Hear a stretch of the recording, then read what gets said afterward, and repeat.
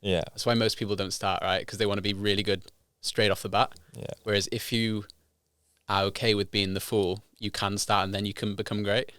Well, you need to be the fool to understand what being the fool is like, and then be better from that. So you can compare it, right? Yeah, I sometimes I won't even go back and watch. Like I've got old videos where I'm speaking to camera, and I'm like, I don't even want to watch that. Like it's like cringe. But then at the time, even if it's like kind of a good message, maybe how you worded it might seem a bit like, oh, I could have done that better or done this better. But like you said, you've got to get the reps in. It's like going to the gym, man. It's like you look back, it's like, I was only lifting that much weight and I thought that was a lot, and now you're lifting way more. It's like you just need to keep showing up. And a lot of improvement's invisible, right? It's like it's like looking in the mirror every single day. You don't notice yourself age, right? But then if you look back over 2 years, over 5 years, over 10 years, like, holy fuck, I've aged. Same with, I moved over from the UK to Australia like 4 years ago, and I used to live with mum and dad, and I used to see them every single day. You wouldn't see them age. And then I went away for 4 years, and I went back to visit last year. I went, holy fuck, mum and dad's aged. That's the same as improvement. You don't notice yourself if you're just looking at yourself every single day. You really got to broaden your perspective a bit.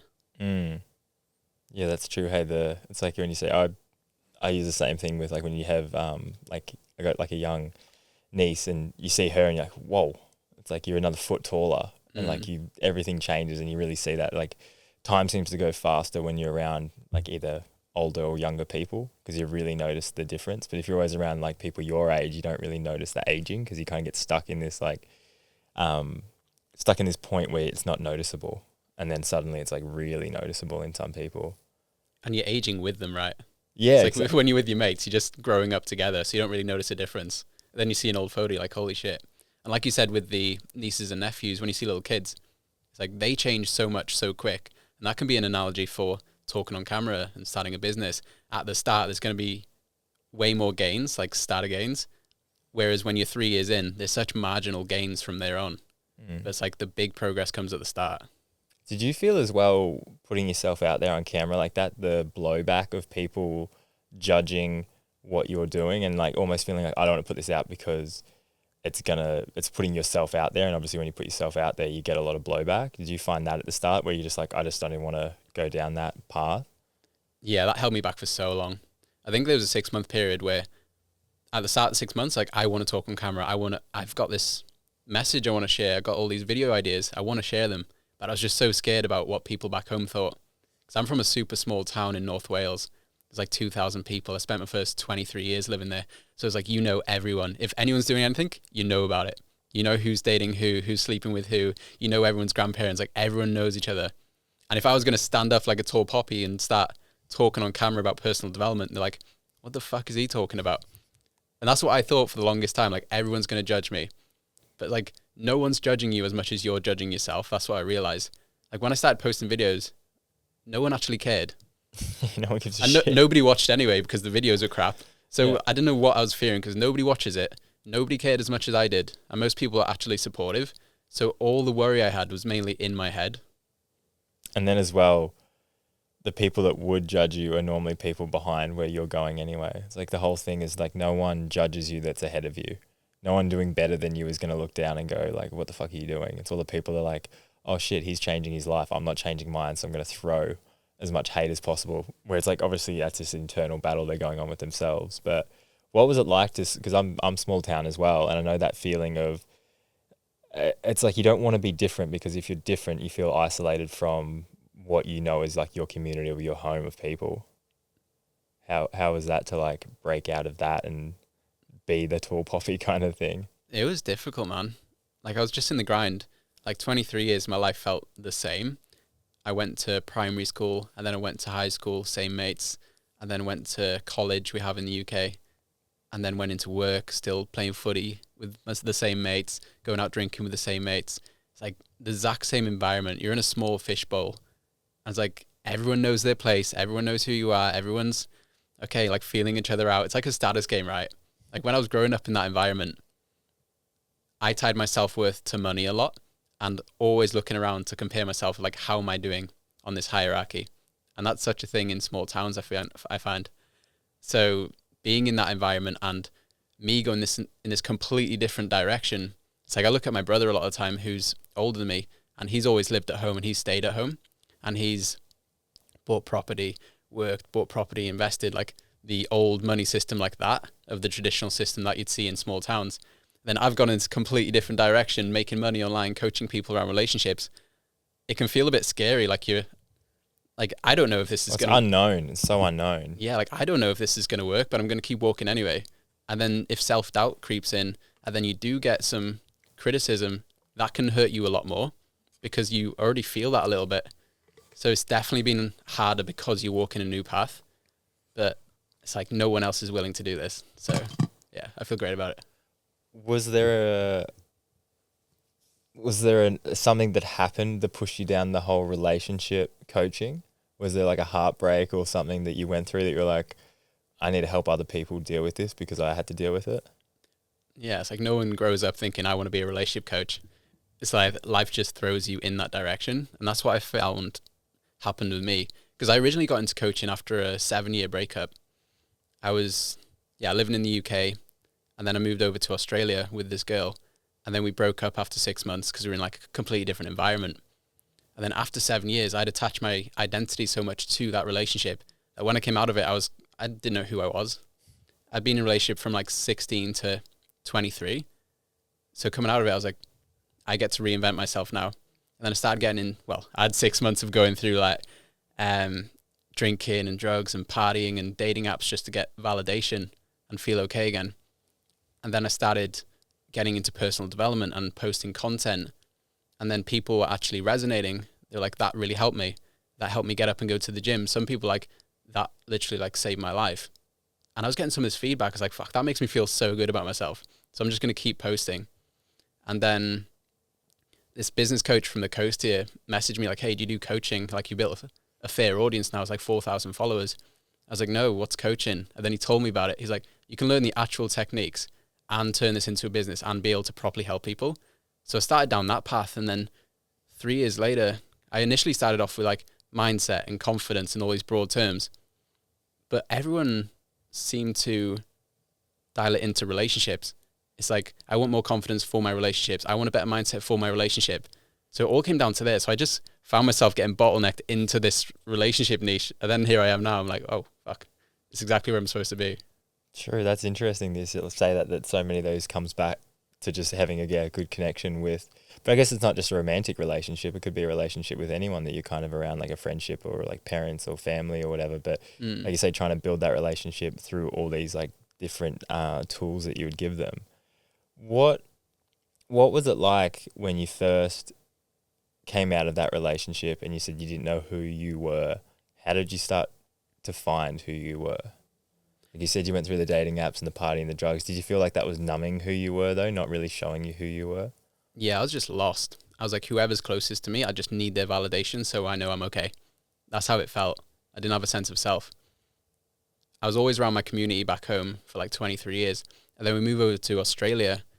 And then the only person, like my best friend in life, we split. And then I moved to Brisbane. And it was the first time living in a city ever. So it was like, I went from a town of 2,000 people to a city of 2 million people. I'm single for the first time in 7 years. I don't know anyone here. I haven't got a job. I haven't got anywhere to live yet. It's literally square one in my life. So I was like, fuck, I could do anything from here. Like I can be anything, but also I'm shit scared.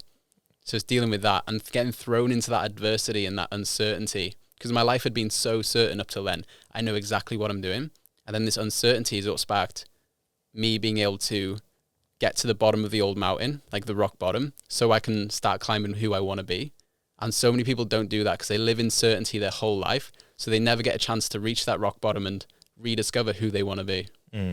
I came up with this quote and it's like, I want to say it because it's pretty much bang on what you're saying there with when it's kind of like the whole idea of like in chaos. Where is it? Jeez, thoughts of suffering. What is it? Innovation and creativity more times than not are birthed within the midst of chaos. So it's like when your life gets turned on its head, when shit is going the wrong way, it's like, okay, that's when you need to come up with what you want to do. And obviously in that point, you're like, all right, I've got no one, I've got no place to go. It's like, okay, who am I? What do I want to do? And in that point, it's like when your back's kind of up against the wall, you're like, all right, where do we go?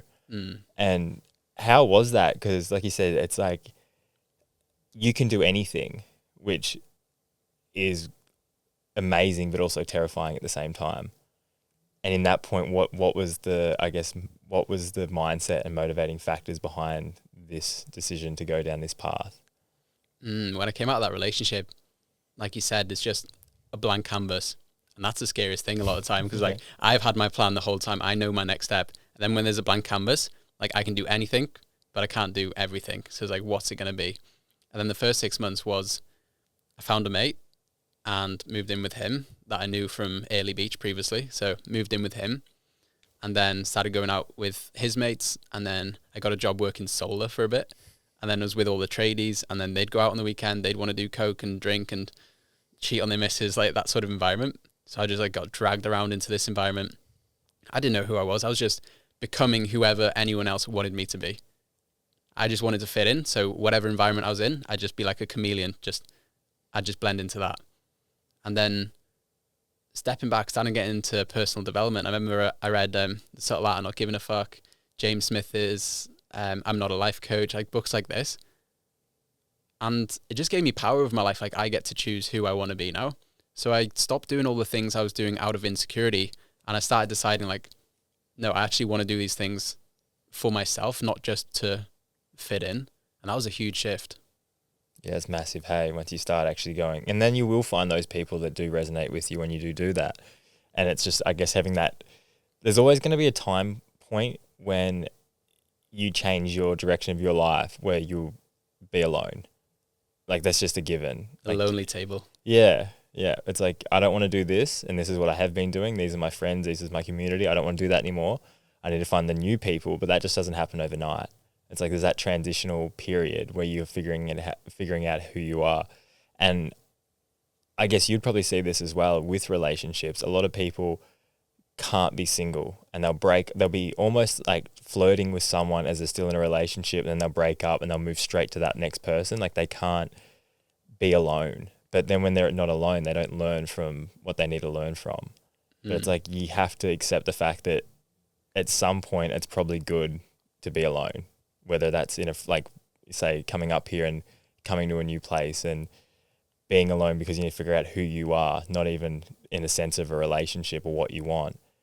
But I was going to say, when you figured out who you were more or less and started going down the path of helping other people, what was that like to kind of transition? Because obviously you would have stopped going out partying, doing drugs, being in that job. When was the point where you're like, okay, I'm not a tradie, I don't want to keep doing solar, let's kind of throw all this energy at being a coach? I love the what you're saying about letting go of the old. It's like the lonely tables. When you don't resonate with your old table anymore, you want to be different. You feel this burning desire inside that you can be more, you can do different things, but then you don't feel worthy enough of the next level yet. You look at the people who are doing it and you're like, God, I can't be like them. So you're in this middle place where you don't resonate with your old folks and then you don't feel worthy of your next level yet. So that loneliness, people get scared of that. And that's why people stay in the old things, like crabs in a bucket. You want to stay there and you keep getting pulled down by your old environment. And it's so easy to get sucked back into that because it feels so far away, the new environment. And I remember being up in Brisbane and I was watching people on the Gold Coast. There's entrepreneurs down here like Morgan Nelson, Ray Pang. There's a bunch of guys. And I was like, fuck. They were posting like Lambo ads and shit like that. You'd see it online. I was like, they are not like me. They are not like me. Like I am not like them. Like that was my biggest thing. These people aren't like me. And then I moved down the coast. I started getting around these people. I'm like, these people are so normal. These people are just like me. And that was the biggest breakthrough of getting around those people, feeling accepted by those people, and realizing like it's okay to be around those people and not have to stay friends with old people. That's the big thing. Like people have this sunk cost fallacy where they've built a relationship with someone, whether it's a friendship or a romantic relationship, and they feel like they have to keep that relationship going because of how much time and energy and money they've invested into that. Whereas you can be whoever you want, like from here forward, but most people stay stuck in that past. Yeah, you can pivot at any time. You can pivot and turn. I think, yeah, what you say, when you feel like you put so much into something, like I put so much into this friendship, this marriage, this relationship, you're like, well, I don't want to just that can't all just be a waste. Where it's like walking away isn't a waste if it's not what you want anymore, or it's not who you are. Like that can be the best thing for you. What do you find that the biggest reason why people stay together when they shouldn't be together? Oh, that's the biggest thing. And I did it for 2 years. I was in a relationship for 7 years, and 2.5 years I knew I was done at that point, but I just stayed in that relationship. And a lot of people would rather be unhappy in a relationship than happy single. It's like we'll always choose a familiar hell over an unfamiliar heaven. So people stay in that relationship and they put their rose-tinted glasses on. They look at the relationship, be like, oh, but he's a good guy. Like, he cheats on me, he goes out on the weekend, he drinks, and he's abusive. But when we're good, we're good. I speak to so many women like that. It's like, when we're good, we're good. But when things are bad, they're awful. And they stay in that relationship because they're in love with the potential of the person, not the actual person, not the reality. They're in love with who that person could be or used to be, not the actual reality. So people stay in relationships way too long, a lot of the time because they have this anxious attachment. They're not secure in themselves. They don't know how to be happy on their own. Like you said before, the jumping from one relationship to the next. You know, if they did break up, they'd probably just jump right into another relationship and repeat the same old patterns. Like, those shadows will keep following you around till you confront them. Yeah, it's fun. I know even in myself, I've done that before, where you'll get out of something and you'll be hurting, and then you just want to find someone for the sake of just like having someone there for you. But it's like, you haven't done the work, you haven't learned the lessons, you haven't actually felt the pain of being alone and single and trying to figure out why that happened. Because as much as like you like to blame someone for why a relationship failed, it normally failed for two reasons, and like you're one of them, they're the other. And it's like, once you understand that and like really take accountability, that what could have I done better, and really look at yourself in that situation. Because it's funny, I actually I bumped into my ex 2 days ago at the beach in Palmy. Like, I just went and got a coffee and I was sitting down at the beach, and she just literally walked up and said, hey, and I hadn't seen her for a while. And we ended up talking for like 3 hours, and it was just nice to kind of unpack everything, because like we were on good terms and everything, and it's all fine. But it was this weird thing where when I was with her, you're kind of trying to make it work, and there were certain things that it's just like, you can't heal from this while we're together.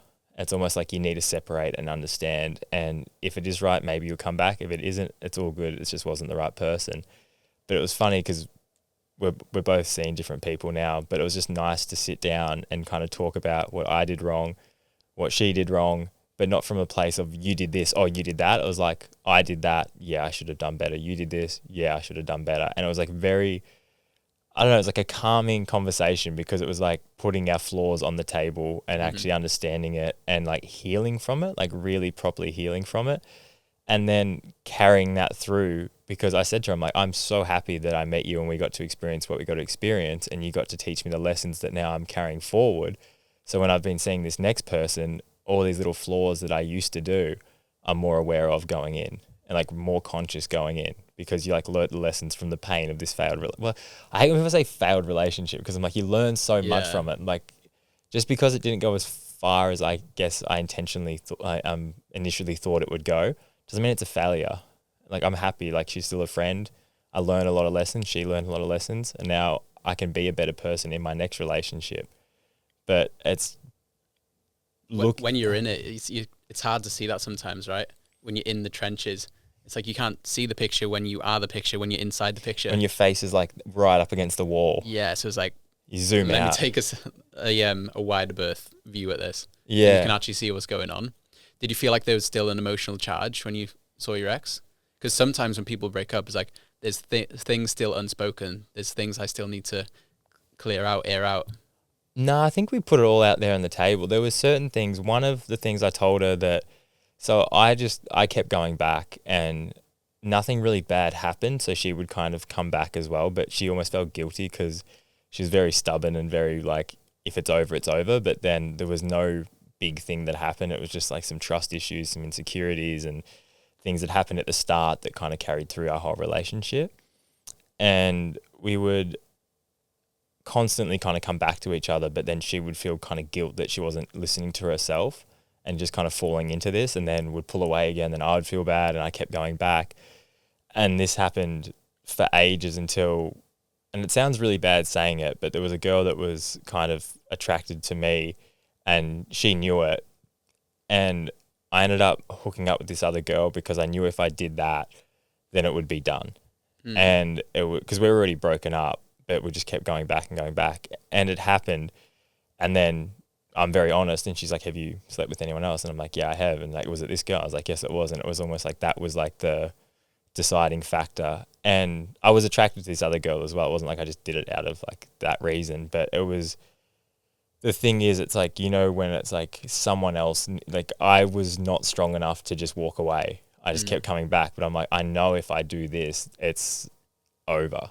And it's like, and that's what happened. It was like from that point on, it was like it ended from there. But there was nothing like really bad that happened. And that's almost the worst breakup, because it's like, oh, you can go back because you're not that bad of a guy, or like we can, and it's like you say, when it's good, it's great. When it's not, it's just not even that bad, but it's just the same things keep coming up and coming up and coming up. And I think you get in that point of like, you're trying to convince someone that you are who you are. And if you're trying to convince someone and they're not listening, it's like, man, at that point, it's like, just walk away.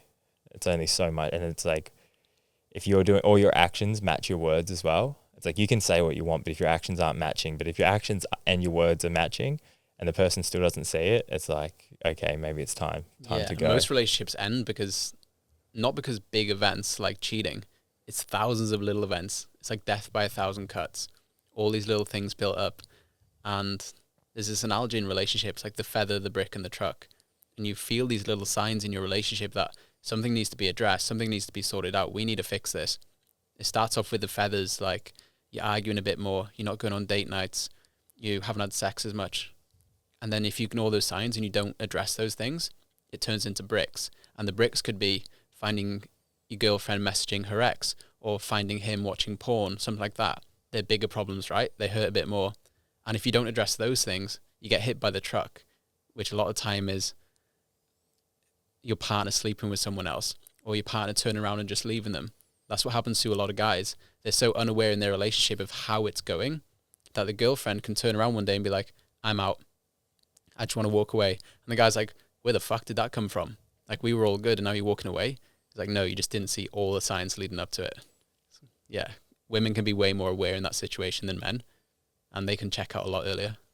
Yeah, so that firsthand with my parents. Yeah, and it wasn't like my dad was doing anything wrong, but he like might have been on his phone too much, or might have been like not doing the dishes, or like just little things, but they're the feathers, they add up. And then eventually, mum left and it ended, but it was like all these little build up things that you get comfortable in a long-term relationship. And that's how trust is broken mostly. Like trust, most people think trust is, do you believe me that I won't sleep with anyone else? People think that is trust in a relationship. Do you believe that I won't sleep with anyone else? But trust is so many different things. Can I trust you to be there for me when I need you? Can I trust you to listen to me? Can I trust you to support me? Can I trust you to do all these things? Like when you hurt yourself, you'd had your injuries, like, can I trust you to care for me through those times? There's a million different ways to build trust in a relationship. It's not just convincing you that you won't sleep with someone else. Like if you mess up the little things, then they're going to have suspicions about the bigger things, right? There's so many acts of betrayal in a relationship that isn't just infidelity. And I so many breaks of trust, right? And then the trust creates safety. I think, because what do you think about this? Because I feel like safety, like feeling safe in a relationship is one of the biggest, if not the biggest things. It's like if you feel safe and comfortable, everything else flows well from that point. Yeah. All insecurity stems from feeling unsafe. It's like if you feel secure and safe in your relationship, then you know you're good, right? But if you're constantly guessing, like, will they turn around and leave me? Can I actually trust them? Like, there's so much insecurity that comes from that. So it's like safety and reassurance in a relationship is huge, especially for women as well. Like men, a lot of time want peace and respect in a relationship. Like they're two big things. Whereas women really need reassurance and safety that this relationship's going to carry on. Obviously, both sexes need both things. But it's like when a woman doesn't feel safe and reassured, she will cause chaos in that relationship in order to try and achieve that. And then the man will be like, fuck, why is she so crazy? Why is she so angry? Why is she always at me? Because she just wants to feel safe and reassured, right? It all comes back to that. Yeah. And it flows into everything. It flows into like, obviously just your day-to-day life, your sexual chemistry that you have with the person. Like I've noticed with that, like if someone feels safe, like you can literally feel their body relax, and it just makes everything flow better. Like if you can make someone feel safe, and like you said, that's a million little things. And like in day-to-day life of like, oh yeah, I got you, or just like doing little gestures, little things like that to be like, oh, this person is there. It's not just like a section. Like I was talking to the girl I'm seeing at the moment, and she was talking about like with intimacy and creating like attraction and intimacy in chemistry, and it's like it's all these build ups throughout a day. And she was saying in a past relationship that it was like there wasn't that intimacy and like that touch and that feel and that safety, and then like you'd be in the bedroom and then it'd be like, oh, we're having sex now. Yeah. And they don't feel safe because it's like it's like foreplay is like an all day thing. Yeah. It's not anything outside of sex is foreplay. Yeah. It's like, did you message the person? Did you, like when you saw them, how did you interact with them? Did you grab them? Did you hug them? Like, did you do that? It's not just, and I think we get so lost in that. And again, you're just getting comfortable in a relationship. You miss those things. You just go day to day life and you don't have those little touches or those little like comments or those little things that just like will make everything better. And sex is such a litmus paper in a relationship of how good it's going. And it's such a downstream thing.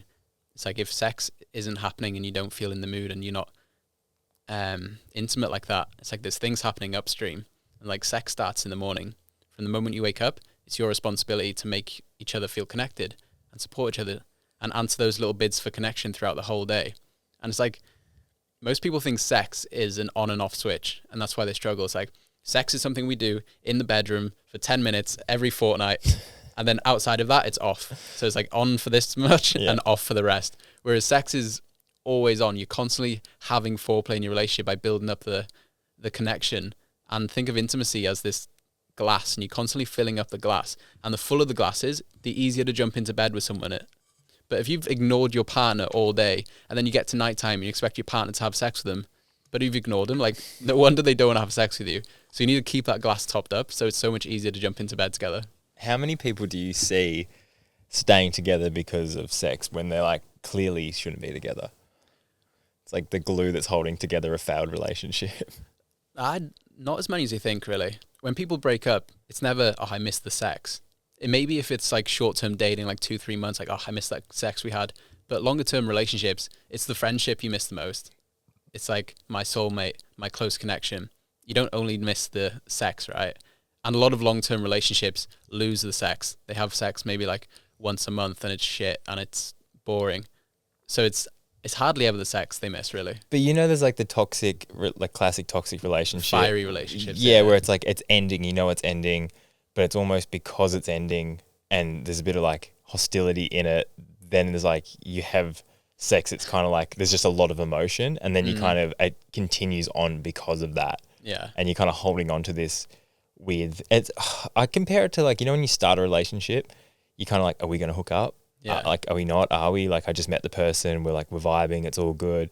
And then kind of when it's ending, you kind of almost back at the start again, because you're like, are we going to hook up? Yeah. She threw all my shirts out yesterday, so she hates me, but like she's been kind of flirty. Like it's like that unknown. And I think people get attracted to the unknown. Like the chase comes back. There's an back. edge there, right? Yeah. But it's also toxic because it's like there's obviously anger and you're fighting and you're breaking up for a reason, but then it's like that chemistry kind of comes back in. Yeah. And that can be great. Like you need all of it in your relationship. Some people can be so docile and just, they never argue, they never have sex. They're super in their light masculine, light feminine. They're just existing together. Then you have two people in their dark energy and they have fiery personalities. Like I jumped on a coaching call the other day with this couple and they've broken up 15 times in 15 months. I was like, fuck dude, that's a record. And every time they have an argument, this heated argument, they're shouting at each other, they break up, a few days later, they have sex and they make up. And it's just that constant pattern every single month for 15 months. I was like, holy shit. And that's what happens with those fiery personalities, right? So you get so many different people and you need to see what's missing in the relationship, because you can have all that in your relationship. You can have this newness, you can have this edge, you can have this uncertainty, but it's just about having that flexibility of behavior within your relationship. So, you know, like these toxic patterns can be such an emotional roller coaster. Because you always get attracted to the pain of it. Yeah. Like that, like the pain, like because you're feeling something. And I think that's a thing where like, I think being numb is the worst thing to be. And I think even when you're angry, like you're feeling something. Even pain is something. Something, yeah. Yeah. So it's like in the relationship, it's like you feel pain, you feel anger, and that person comes back and you have all these emotions and it's all like kind of firing you up. And then it's like, oh, okay, well, maybe we'll get back together. And then you're back in the unknown. And I think that's addictive in a way.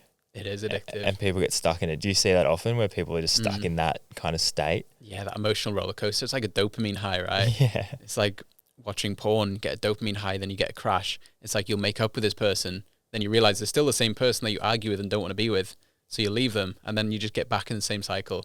Like, it can be fun, it can be exciting, but at the same time, don't you want to build something great with someone? Don't you want to build something over a long period of time? Or just stay in this toxic cycle?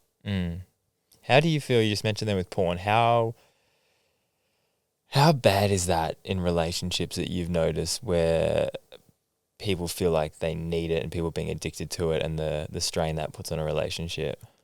Dude, the first time I went viral on social media, it was about porn. It was on TikTok, and there was so much like soft porn on TikTok. Like, they'd scroll through and there'd be chicks just wanting attention, go to my OnlyFans. And then I made a video where the first 2 seconds was this chick, and then it cuts to me. It's like, stop watching soft porn. And that was the video. And it's on like 11 million views now. And then my Instagram following blew up from that.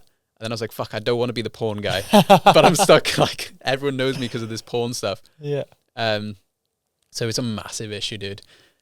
More so for single. It happens a lot in relationships, but the people it's damaging the most is young single dudes. Like, porn is fucking up those people because all their drive is going into that. They've got so much drive. They've got so much potential. Think about men back in the day. As soon as they turned 14, 15, 16, they were becoming a man. They had a duty. They were going out hunting. They were going out building. They were going out doing all these things. Now in the modern world, when boys turn 14, 15, 16, it's like, still got all this energy. I've still got all this potential, but I don't know where I want to put it. Life is so confusing. I got 1,000 different people pulling me in 1,000 different directions. So I'll just numb myself. I'll numb this potential until tomorrow. I'll just numb myself constantly. And they just do that for long enough with video games and porn and alcohol and smoking weed and vaping until they don't have any drive left in life. But then in terms of relationships, it's like, how do you feel about your partner getting off to someone else that isn't you? It's like, people have different kinks and stuff in their relationship with what they want. But in terms of the normal monogamous relationship, like, that is crossing the line a lot of time. It's disrespectful. And disrespect is one of the biggest things I see in relationships of terms of issues. The basic thing of respect for your partner. And a lot of people do it behind closed doors, right? They're secretly watching porn behind their partner's back and they don't want to sleep with their partner anymore. They'd rather jerk off in 30 seconds and then go back to their normal life and numb themselves. So that's the thing I see with porn. Yeah, man. It's like you say, it's also going to get tricky as well because obviously with more AI stuff coming out. AI girlfriends. That's what I mean. You're going to have a girlfriend that's going to say everything you want to hear. And then, like, man, fuck, it's good.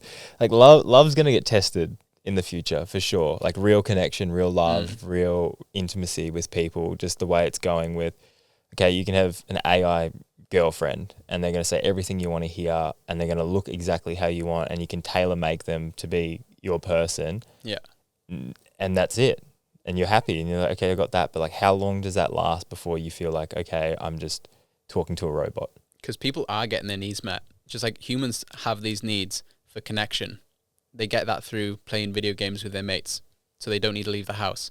They have this need for sex and love. And they get that through porn or have these AI girlfriends. So it's like, people are getting their needs met in an unhealthy way. And it's very addictive and it's so easy now, right? Yeah, that's the thing. It's like the ease of it isn't like you can look at pretty much whatever you want whenever you want in any capacity.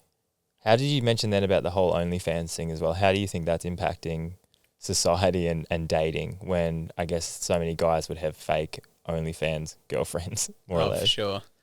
I think it's terrible for I had this client in Dubai and he was an OnlyFans manager. He is an OnlyFans manager. He's making like 100, 200K a month, like good money. But like, fuck, what's the second, third, fourth order consequences of what you're doing?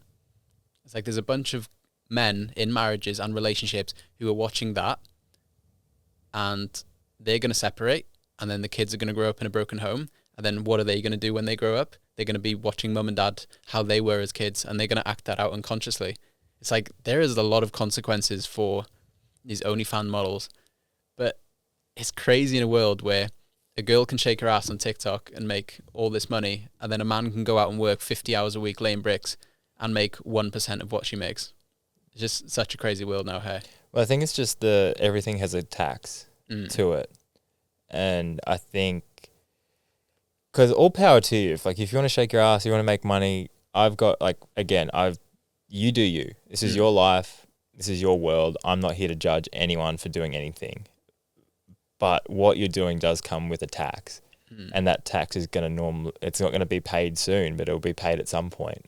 And it's just whether you're willing to take that tax. And the thing is, you could be okay with it. Are your kids going to be okay with it? Like I saw a thing the other day, it was popped up, and it was like, it was this thing that got shared on Instagram, and it was this kid that apparently was having suicidal thoughts after he got bullied at school when kids brought up his mum's OnlyFans. And like, that's just going to become a common thing now. It's already happening. Yeah, for sure. And it's going to keep happening. Imagine you're at school and you're a 10-year-old kid and your mates start bullying you because there's a video of your mum and dad or your mum and some random dude. And like, that's out to the world. That's everywhere. You can't hide that. Yeah. Fuck, I remember growing up in school and there was like one of my mates, a nude photo of his mum got leaked or something like that. And then that was like talk of the school and that destroyed him. Yeah. It's like, fuck, that's going to be normal now. That's what I mean. It's like, okay, you're fine with what's putting out there. Okay, sweet. Is your kid going to be? And like, what effect is it going to have? And I think that's the biggest thing. It's like all these people are like, well, look at the money I'm making. Look at the life I get to live. And I'm like, that's fine. Like, cool. Good on you. More power to you. All sweet. But it's changing I had a friend that was saying it's like, oh, like it's good money. You should do it and all that. I'm like, I value it. Like if you look at your values, and one of my top values would be connection.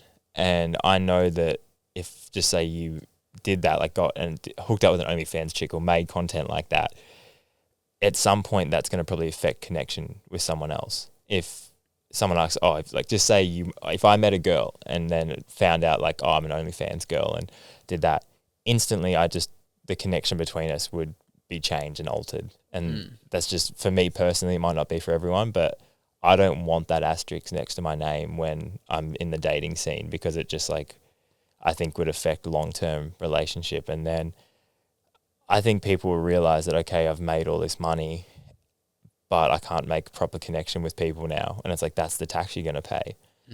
But I also think with how it's becoming so much more normalized, is it just going to be a heap of OnlyFans kids that hang out at school because that's the group now?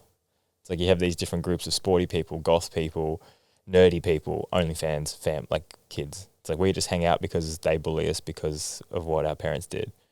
And we probably get picked up in Ferraris and whatever, but then we just hang out here and feel isolated from the rest of the people. So and they just have TikTok brain of, yeah, that's all they're going to be doing anyway.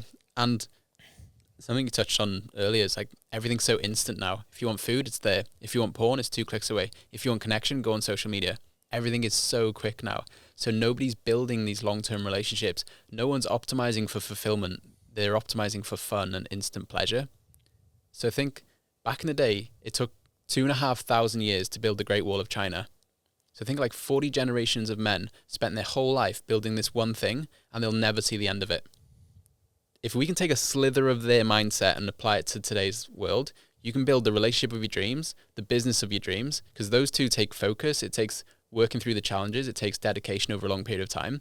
And most people aren't willing to do that. So that's why you see most people brain dead on TikTok. They can't focus on anything. They can't build a business. They can't build human connection anymore because everything's so instant, right? So when you can take that longer term view at it, that's where you can build something fulfilling rather than something fun and instantly pleasurable. And it's hard, man. But that's okay. Yeah, the world is rigged against us. Yeah, but anything worth having or doing is going to carry with it a certain level of hard. And you've just got to become okay with that and understand that all this shit that's just instant and easy, there's no substance in it. There's no actually fulfillment in that. It's like you got to go through the trenches. You got to feel it because that's what makes it worthwhile. It's the attached pain that comes with it. Like I had a mate that I did a podcast with, and he had this year where he had an injured ankle, and he had all these setbacks and injuries, and he won a world title after that. And he said that was probably the best feeling because of all the hardship that went through to get to there. Yeah. And it's like the good becomes so much better when you have to have the hard attached to it. You just walk through life and everything's easy and you get everything given to you. Then it's like, well, okay, you're going to get to the end and be like, well, that wasn't very good. I didn't get tested. I didn't get challenged. I didn't get pushed to my limits. It was like, it was all given to me on a silver platter. You're like, all right, next.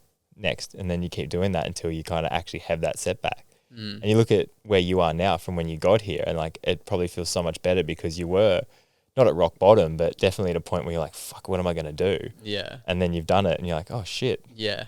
And even I can feel so, I struggle to feel proud of myself and what I've done. I'm just like next, but I'm not there. Like that's a real cycle I can find myself in. I even changed my screensaver to me as a boy, my child photo, and it says, I am proud of you. You can't see it past the notifications. Yeah. But I was just a reminder, like, fuck, at one point I was just a kid and didn't know what the fuck to do with my life. And now I'm worrying about views on social media and all these little things.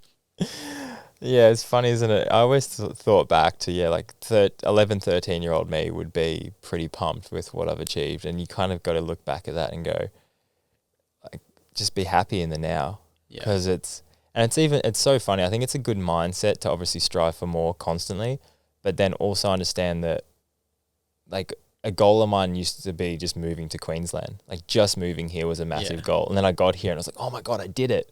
And then you're here for a while and you're like, okay, maybe doing this next thing is a goal. But I'm like, you got to realize that you've achieved so many of these goals that you said was going to make you happy and that did make you happy, but let it continue to make you happy. Like, actually be like, fuck, look how far I've come. Yeah. Look at all the things that were just a pipe dream that are now reality every day, and go, oh, okay, it's like stop and smell the roses, like, and actually see where you're at, and obviously strive for more. I think striving towards a better life in all aspects is such a great mindset to carry with you, but then just like stop now and again and go, okay, we're doing okay.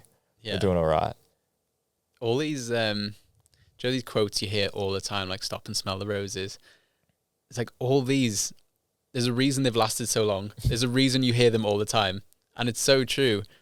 I always wanted like an apartment next to the beach, a beautiful girlfriend, a business of my own. I get to work from home. I get to live in Australia. Like, I wanted all these things. I wanted to build a social media following. And then I have all those things. And it's like, why am I focusing on all the shit I haven't got still? It's like, that is what the human brain is wired for. It's like, humans aren't wired to be happy. Our default setting is to be unhappy. That's how we evolve. Like, if humans were happy throughout the history of mankind, we'd probably still be cavemen, like hitting rocks on the wall. It's because we're unhappy, we seek for innovation, we seek for more, that we've got to this place now. It's like evolution is just going to keep on evolving. It's like, it's your job to slow down and consciously make the effort to actually be happy, or life's just going to pass you by in that moment, right? Keep going, yeah. It's like the simplicity of all these quotes and all these sayings, and you go, yeah, but there's a reason. It's like, you break it all down, it is quite simple. But I've always struggled with the idea of wanting more and wanting to push myself, but also being content in the moment. And it's that fine balancing act of pushing yourself to be better, see more, do more, inspire, all of these different things. And then also just being happy with where you're at right now, because it's like where you're at right now is incredible. If you really look, like, zoom out and look at your life, it's like, man, you, like you said, you live in a nice spot, you've got a good relationship, you've got a good business. You're like, my life's fucking amazing. But so many people look at like, oh, but Bob's got a better relationship, Bob's got a nicer house, like he's gone further. And then you compare to these other people and it just takes you back to like, oh, what I don't have. And you're like, oh man. You will always find someone who's wealthier, better looking, XYZ. Like, same in a relationship. If you're in your relationship, you will always, if you go looking for it, there'll be a girl with a nicer ass out there, nicer tits, who drives a nicer car, who XYZ, who's prettier. Like, there's always going to be them out there. But until you love your girl, you'll never find fulfillment in a relationship, because you're always going to be chasing. Like, these people that get with Playboy models, that's such like an old fashioned thing, but like these models, and then there's always going to be a model that's a bit different. Oh, I fancy this now, I fancy this now. So if you're always looking outside yourself and you're always wanting more, then you're never going to be happy and build something great. And I find that's where fulfillment comes from. Like being in the relationship, it's not all about the high moments. It's just about sitting down, watching TV or playing a board game and just being fulfilled in the relationship, enjoying the boring things. And 90% of life is the boring things. It's also being there for someone when things aren't going right. I think that's I've had relationships in the past where they're like, oh, you only like me because you've only seen this good side, or you've only seen the best of me. And it's like, why do you think I'm just going to run away as soon as things get what you consider hard? It's like let's see how that goes, but don't almost self-sabotage this by saying like, oh, you won't like me when it's like you see my like bad side, or you see me when I'm not at my best and all that. And you're like, well, that's all part of it. Like that's all what makes this better. Like we're not always perfect, or we're not always happy, or we're not always excited. But it's like going through that stuff together should help each other become the person they should be. But like just hiding that and like that never happens it's not realistic. How do you find with dating apps nowadays and the effect, negative and positive, they have? I'm really focused on relationships, and that's what I've been serving a lot as clients, like couples in relationships, because the dating scene's just up and down and it's so messy. And here's the strategy to text the girl and get the girl. Here's how to get her to sleep with you. Use these manipulation tactics.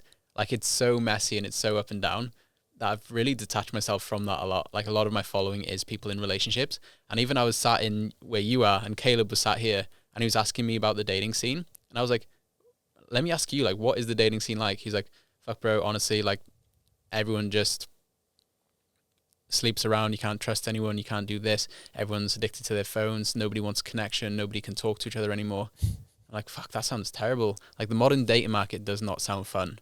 And yeah, I think it's like oversaturated to be completely honest, especially on the Gold Coast, man. I bet, man. Yeah, I'm really, I am actually detached from the dating market in terms of what's going on the ground in the trenches. When I was single up in Brisbane, I remember I was going on dating apps just to feel good about myself. And I was so nervous. Like I went 7 years in a relationship and then I'm going back on the dating market. I was like, fuck, I have never done this before. So when I was on dating apps and I was messaging these girls, I had to be pissed in order to message them. And then I had to be pissed in order to turn up for the date. I had to get blind drunk in order to be okay with turning up. I had to have that much confidence from alcohol in order to turn up. So it's like dating app just puts a layer of protection between you and rejection. Like if you approach someone in real life and you get rejected, like fuck, that's real, that hurts more. But if it's across a phone screen and they can't see you, it's like there's a layer of protection there, right? Yeah, I think that's why everyone goes towards them. So you can't see the people that reject you. You see the people that like you. Yeah. Yeah, man. I had to, like, even back when I wasn't seeing someone, I had to just delete Hinge because it's like it's just this dopamine thing that's connected to your ego. Yeah. And it's just like, oh, look at all these girls that like me. And it's almost just like that validation before you even talk to any of them. It's like, look at all these girls that you're are already like, cashed in on your dopamine. yeah, you're like, oh yeah, I'm wanted. Yeah. And you're like, sweet. And it's like you almost get that hit, and then I think it's just that thing where like you'll message someone, they'll message you back, it's a bit dry, next. Oh, it's like this, and then so much shallowness. Yeah, and they might not message you back, and you're like, oh, I kind of get it. I didn't message you. Like it's just that. There's so many girls on dating apps that have no intention of going on dates. Yeah. They do it just to feel good enough about themselves. They want to get the likes, and they'll get a lot of likes from men, and they'll get a lot of messages, and that makes them feel really good about themselves. Yeah, and that's enough. They have no intention of going on dates with someone. Whereas men are on there like desperately trying to get a date. And it can feel like shit with them. Like they've swiped on 100 women and one person's messaged them and then ended after 3 messages. So it's like, fuck. And that's so common, man. That's so common. Yeah, the dating app thing, it's a weird world. It's like a bunch of tie kickers. Like, you know when they come and visit? It's like marketplace. Legit. They come check out your car. They come check you out. They're like, hey, you right? Yeah. It's just like shallow conversation and then they're out of there. Everyone's trying to no intention. Everyone's trying to low, because I hated like having a conversation on any dating app. So then sometimes I'd be like, oh, you want to meet up, go for a walk, and you wouldn't really like vent out how this person was. And I remember we're going on a few dates, just like going for beach walks and stuff. Within the first 5 seconds of meeting this person, I'm like, well, this isn't it. Yeah. Like you just know, and you're like, oh man. And it's like, what's the least amount of time I can spend with this person and it'd be okay? Oh, bro, you know when like a good date's like the best thing and a bad date's like the worst thing, and not a bad date. It's like it's awkward, but it's like you have no real connection with this person, and it's like it's just not your person, and you realize that instantly. Not even just looks, just like chat and everything, and you're just like, Yeah. oh. There's just stuff about them, like the voice. Yeah. They got this tick of their eye or something. Well, in the dating world, man, especially on apps, like I always send voice notes because I think it's a bit more personal. Yeah. But sometimes you'll talk to a girl and like you'll go meet them and like, I don't even know what you sound like. And like, And that's such a big thing. that's massive. It's massive, man. But you're just like, oh, we've just been chatting for like the last 4 or 5 days or however long it's been. We're going to go meet up. Then you meet up and then they just sound not what you would expect. And you're like, well, this is already not the one kind of thing. Oh, legit. And you pick it straight away. It's like, hi. I'm like, you are not it. But I've got to spend 20 minutes walking around in circles in order to feel okay and say bye. And it might be like roles reversed. They might not be into how you sound either. Like I'm not saying I sound like the best person, but they don't know how I sound either. So it's like a back and forth of that. Yeah, it's a tricky world with that for sure. And dude, being British and then dating in Australia, like it's such a hack. Because instantly they're like, oh, you sound so posh. Like I'm miles away from being posh. Yeah. But because I've got a British accent, they're like, oh, you sound so posh. You sound so different. You're like exotic. Same as if an Australian person was in the UK dating, like, holy shit, you've got an Australian accent. Yeah. You're just different. Yeah. You're different from all the usual people they see. Is that normally good or bad though? That's good if you're different. Yeah. So you found it's been good. Yeah, 100%. Yeah. It breaks the mold. I was going to say, going into a relationship, a big thing is we always go in carrying some sort of baggage from our past relationship.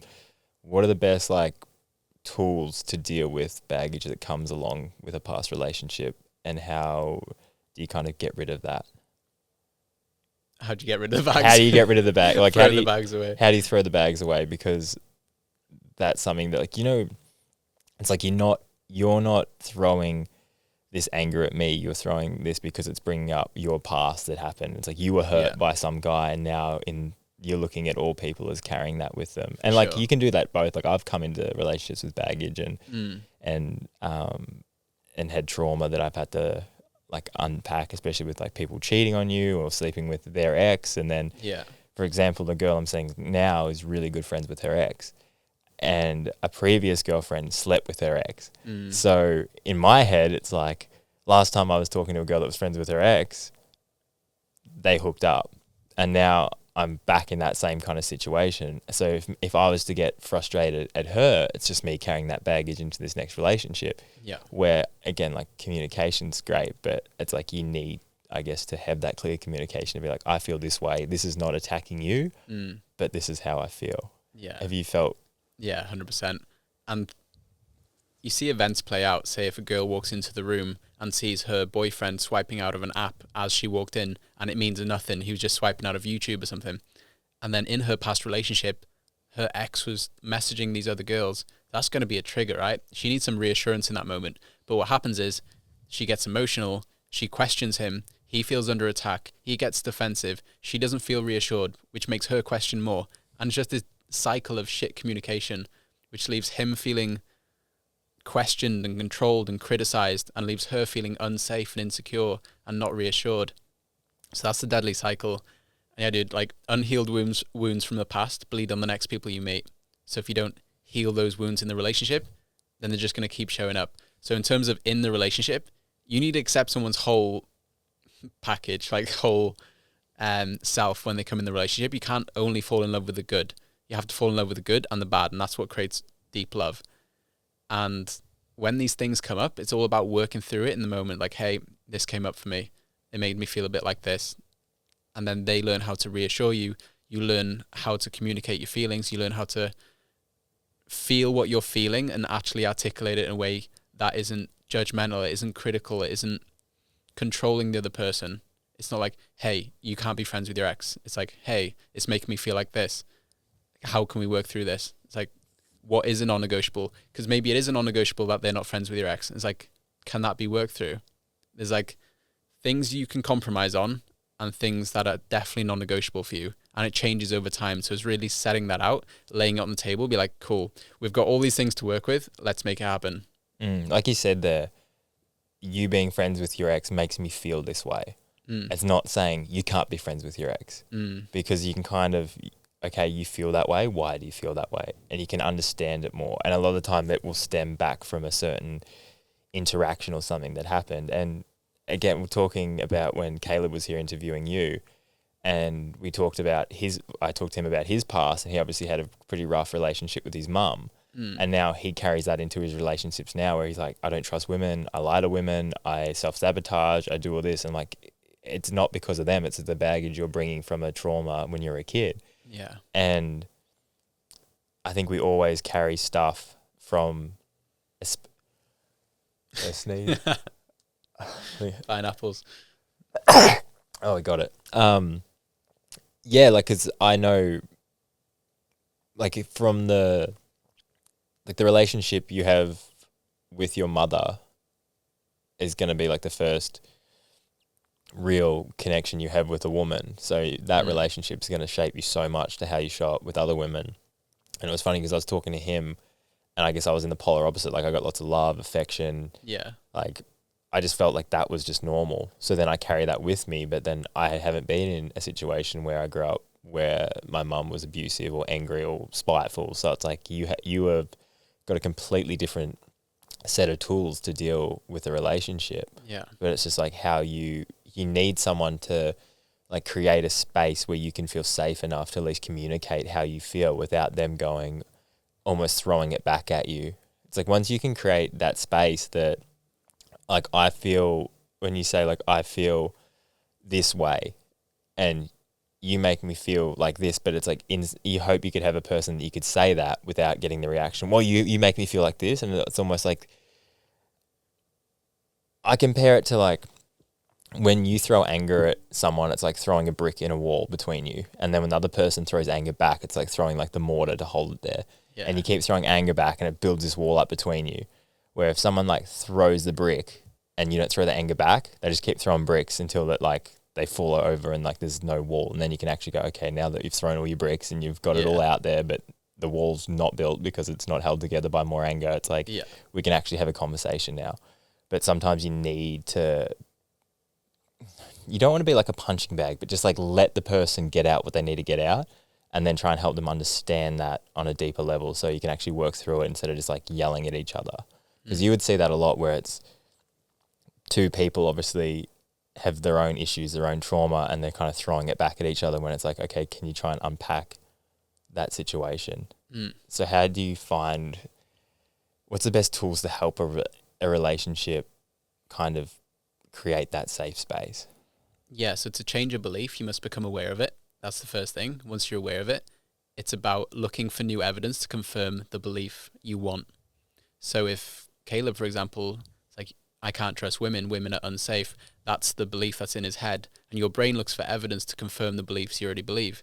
Like if you believe, I'm not good enough, I'm a piece of shit, I'll never be anything, unconsciously your brain's looking for evidence in the outside world to confirm those beliefs.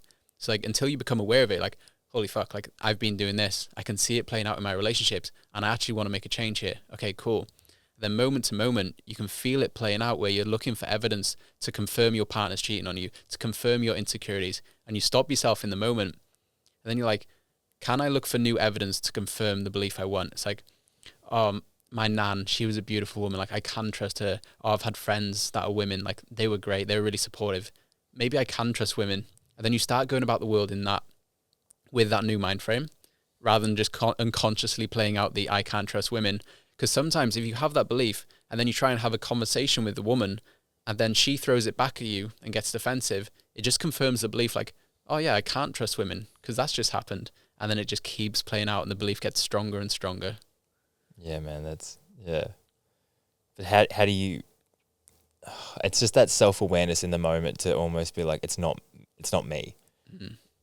Like how would you say the best way to, in the moment, understand that it's not you when someone's throwing something at you like that? Like, do you have a...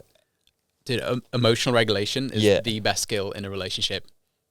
It's like when you snap, when you instantly, like a knee-jerk reaction, like I need to defend myself, I feel this injustice, I need to fight back here. When you feel that destroys connection. So you need to emotionally regulate yourself. When things are coming at you, it's like, can you breathe? can you stop for a moment? And then can you respond? And just that split second, like that 1 to 2 seconds, will completely transform your relationship. Because when your woman expresses herself to you and you bite back and you get defensive or critical, she's going to feel unsafe. She's going to express herself less in the future. And that's a deadly cycle. So emotional regulation in a relationship is vital. So just breathing into it and letting them, like, feeling the words hit your body and noticing how you feel. Like, Mia says things to me, my partner, and I'm like, I know she's wrong. I know she's incorrect in this. I feel so injustice here, but she's just trying to express herself. And a lot of time, the feminine communication style is using words to express a feeling. So not logically trying to work out like every single detail of what she says and is it factually correct. This is the mind frame a lot of men can get into. Like, what is she saying? Is this right? Is this wrong? Who's to blame? What's the problem I need to fix right now? What's the puzzle I need to work out? It's like, no, she's just using words to express a feeling. And when you can have awareness around that, then emotionally regulate yourself. You're like, cool, we can actually work through this rather than, as you say, throwing bricks and mortar at each other. Yeah, building that wall. I love that analogy, by the way. Yeah. How important do you think vulnerability is in a relationship? Huge. So think of all the good emotions down one side, like joy, happiness, love, connection, and all the negative ones on the other side, like hurt, guilt, jealousy, fear. It's like, in order to feel the depth of these emotions, you need to be willing to feel the depth of these emotions. You need to be exposed to being able to feel that. So fully committing to a relationship, in doing that, you expose yourself to the chance of getting cheated on, of having your heart broken. But if you just walk and tiptoe around your relationship and never go to the depth of being able to fully trust someone because you've been heartbroken in the past, then you'll never build any depth through the relationship because you'll always be 1 foot in, 1 foot out. So it's like, when you find someone that you want to build a life with, build a relationship with, you got to be in your head like, that's the hill I'm willing to die on. I'm betting my house on this. Like, in my relationship right now, I'm like, I don't know if it's going to last forever. Like, there's no certainty in life like that, but I'm going to bet my house on it that it is. So I'm all in. And then that allows me to feel the deepest level of connection with her because I can fully trust her, right? Which, yeah, that's the vulnerability. It's like, because I can fully trust her, it opens up the possibility of me getting completely heartbroken, but I'm okay with that. Well, it comes back to that. Do you want to live a life of extreme happiness, numbness, or sadness? And I was like, if you're numb, you're not going to feel happy or sad. But if you're really happy, you got to understand that coming with that is the opposite of being sad. But I would rather be really happy with the idea that, yes, I can get sad, over being numb. Like, I remember I was got in a really toxic relationship, like first love kind of relationship, and it just messed me up.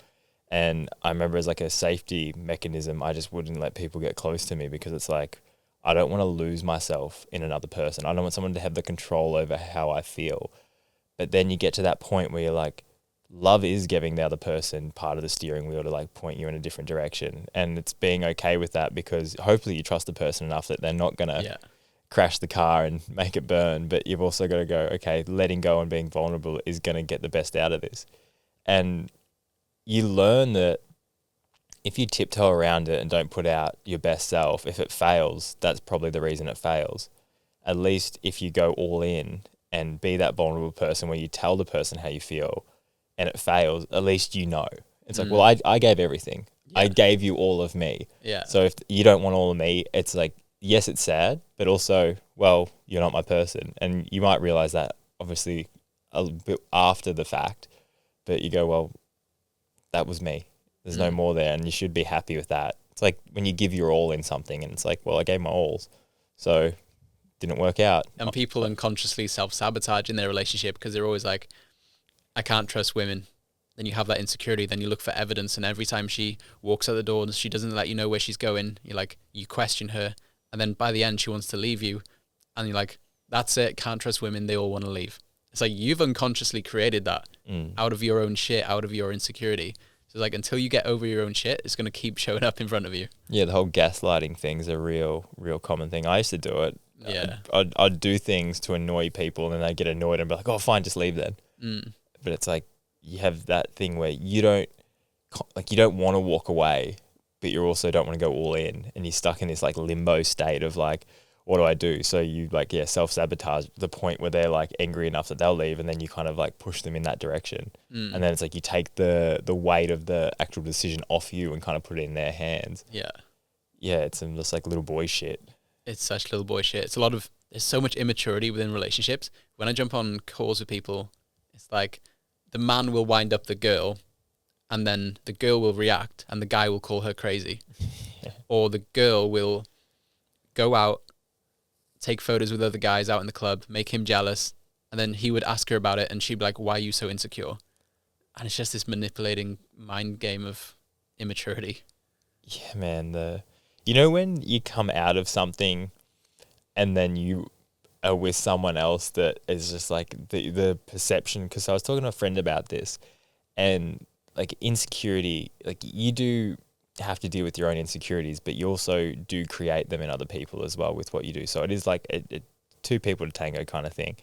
But it's funny when you come out of something where someone's so insecure from what you're doing, and then you start to question yourself and you're like, am I doing the wrong thing? Am I being the wrong person? And then you separate out and you kind of get back to yourself and you go, oh no, I'm just doing me, and that's fine. And then someone does come in that does see you for you, and they're like, oh no, like that's completely fine. And you're like, oh, okay. It's like a breath of fresh air to be like, oh, okay, I am on the right path. I am doing the right thing. Because I think the worst thing you can do is change yourself to fit into someone else's life, because eventually you will resent them. And I feel like so many people, like you can grow together, you can change with a person, become better. But if you're changing for a person, do you believe that's like one of the worst things you can do? Because you just kind of, you're altering who you are to fit into someone else's life. One of my biggest limiting beliefs before was, if I'm in a relationship, that's going to hold me back. So I have to choose between becoming the best version of myself or being in a relationship. So I was jumping from situationship to situationship. Whenever I felt smothered or I felt too committed, I'd jump out and repeat the same old cycle. So it's like recognizing that pattern and getting in a relationship with Mia. Over the last 2 years, I've become the best version of myself, and I've become the most successful version of myself. So I'm like creating new evidence for that belief, where you can create amazing things in a relationship. It does not hold you back whatsoever. But I had to become aware of that, create new evidence for that in order to bust that belief. And a lot of these things are unconscious. Like I was unconsciously playing this out, right? So in a relationship, people do fear their partner changing them, but that's the point. They are going to change you. They're going to show you triggers that you're not aware of. They're going to annoy you. They're going to want certain things. You're going to find out way more about yourself. So it's like, it's letting go of that wheel, and it's going into a relationship, and it's committing, and it's being like, Jesus, grab the wheel. Like, we're going to do this. I don't know how. There's letting go of certainty. And then once you're in it, it's going to change you. And that's the point. If you're so scared about remaining the same person, then you shouldn't get into a relationship. How do you feel about unconditional love? Like, what's your definition of unconditional love? Loving another person through it all. And that is the ultimate depth of growth, right? It's like, I love you when you look the ugliest. I love you when you're shouting at me. Like, I love you through all of it. But then there's that other side where people can be so in love that they don't even know they're in an abusive relationship.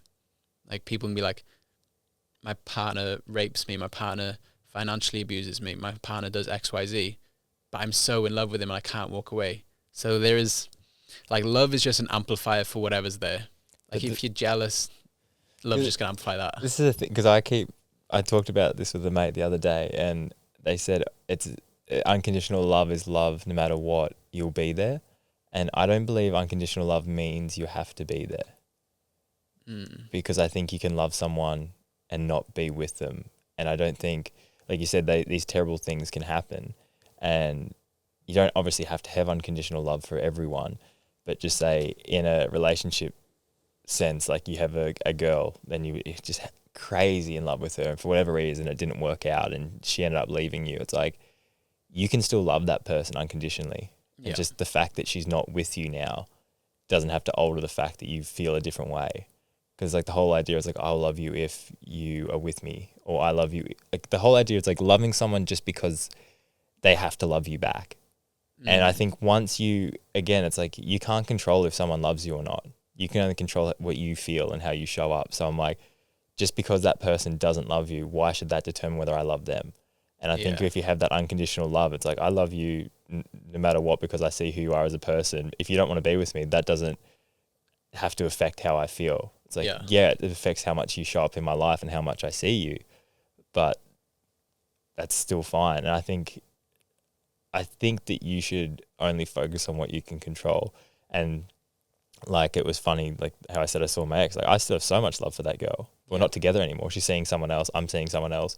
But just the fact that we're not together and we don't see each other shouldn't change that. And it's so freeing to love someone, even if you're not with them and they're with someone else. Like, it's such a freeing feeling just to be happy for people. It's like the emotional cords cut. Yeah. And you can just be like, oh, that's fine. Instead of hating someone, like carrying around hate, man, for whatever reason, especially someone like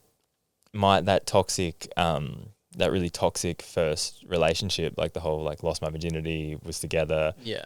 All this bad shit. She ended up living with my mum because we met each other when she was 15, I was 16. So we were kids. And then she became really close with my family because she would just stay with us all the time. We were together for years, like 4 or 5 years. And mum always wanted a daughter. So then she got a daughter. Yeah. And then obviously we had our issues, and mum was kind of like, well, she's still kind of my daughter in a weird way.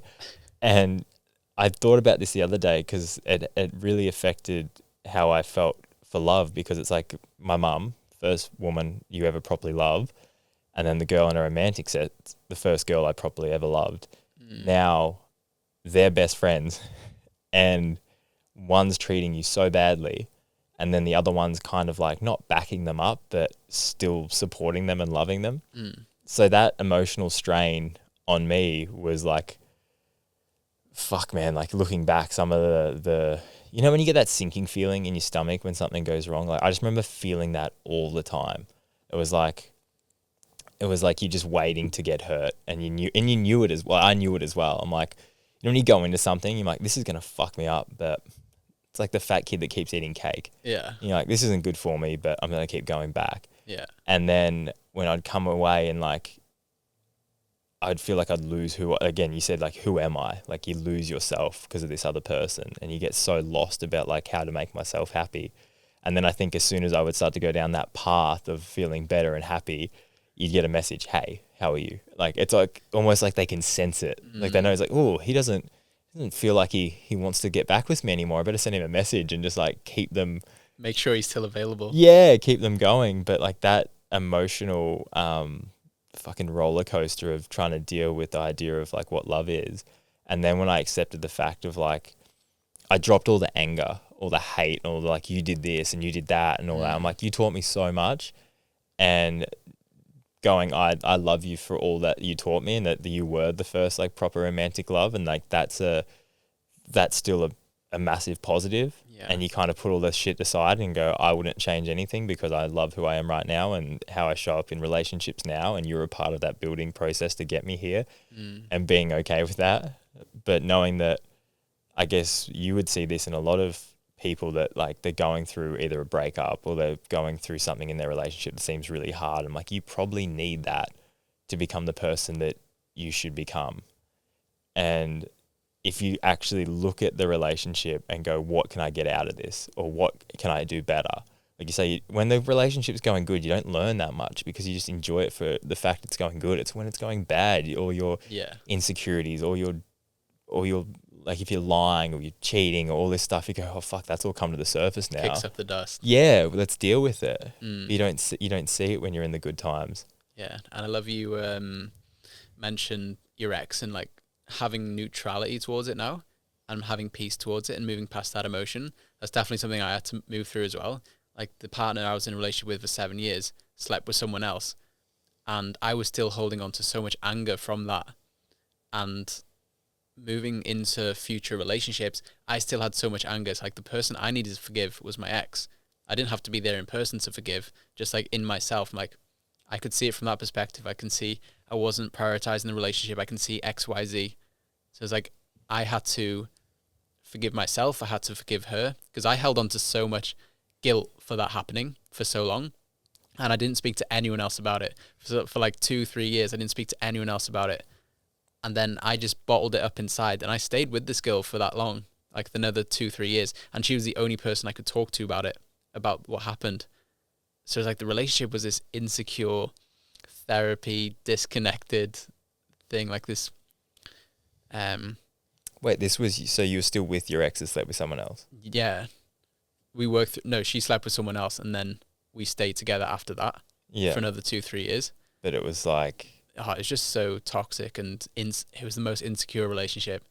So yeah, moving past that and getting into future relationships, I really had to forgive that in order to move on.